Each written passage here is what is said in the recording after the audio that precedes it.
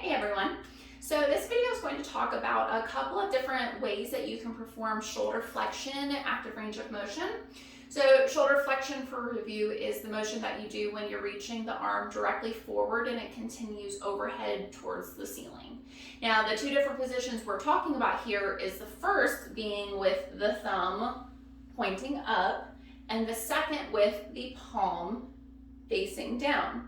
Okay, the primary difference between these two is that the thumbs up position is technically more of a neutral alignment for the shoulder, whereas palm down begins to incorporate internal rotation of the shoulder. The biggest reason we care about this is because of what happens within the subacromial space in the shoulder. Now, a little anatomy review.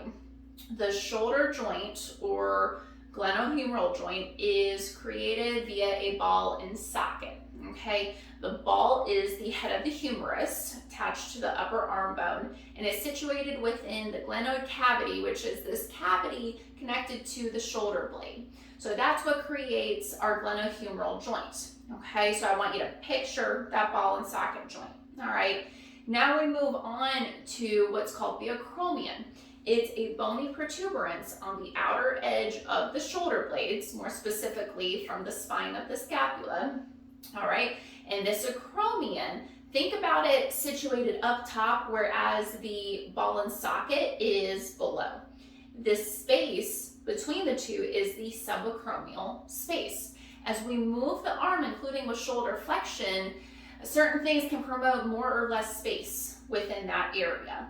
The less space you have, the more likely you are to start impinging or pinching on the structures situated within that space, such as your rotator cuff muscles and tendons, the bursa that's situated within there.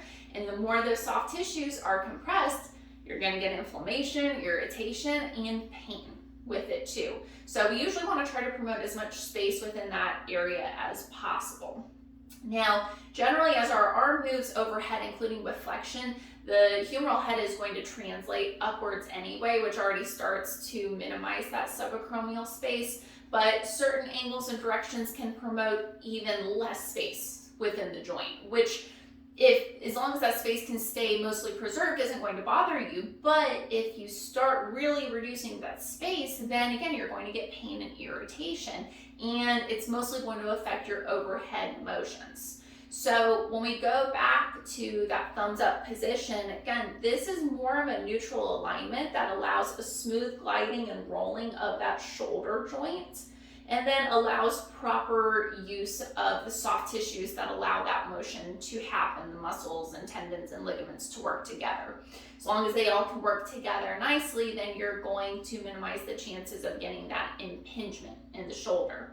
So technically, when we go palm down, again, we just moved into more internal rotation of the shoulder, which technically will reduce that subacromial space even further.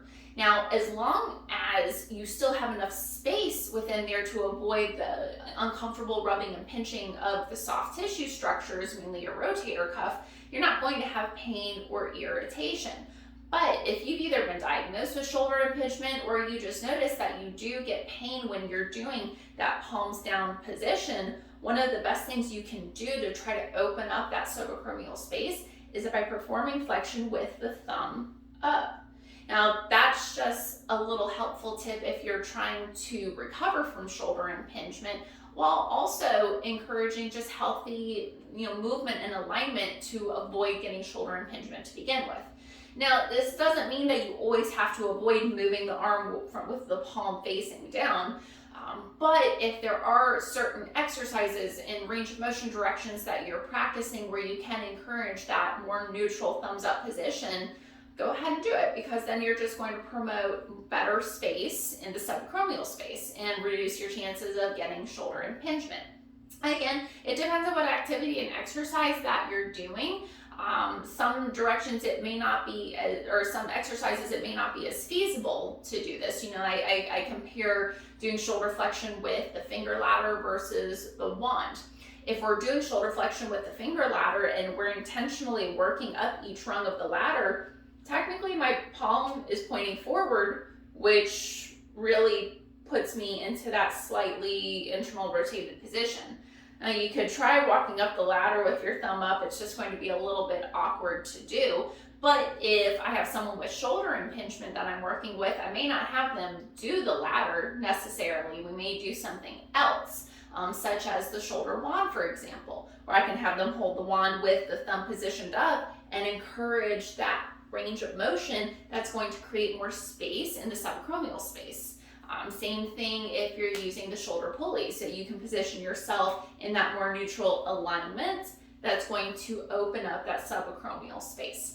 So that's really the biggest difference between thumbs up versus palms down position, is what's happening in that subacromial space. So if you know that you're having pain with the palms down position, try turning the thumb up. That can give a little bit relief to that area.